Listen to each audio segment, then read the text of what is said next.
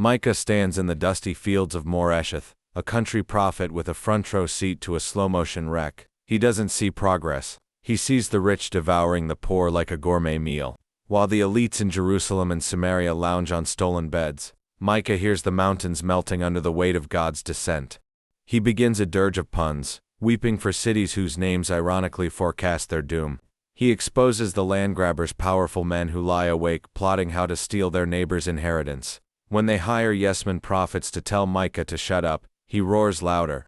In chapter 3, he turns his fury on the courtroom and the pulpit. He accuses leaders of flaying the skin off the people and prophets of only giving blessings to those who pay, because the temple has become a business. Micah delivers the ultimate shock. Zion will be plowed like an ordinary field. Yet, even in the ruins, he glimpses a breaker who will lead the remnant to freedom.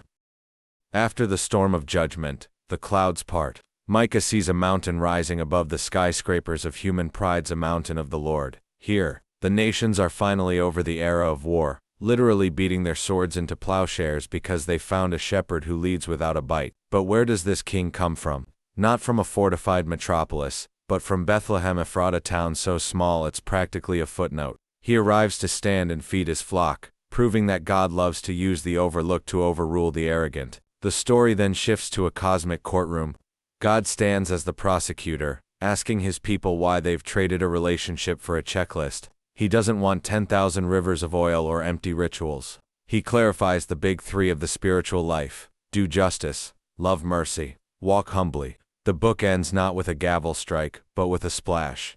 Micah watches as God takes the heavy sack of his people's failures and hurls them into the deepest part of the sea. The prophet who roared in the streets is left whispering in awe, "Who is a God like you?" Subscribe.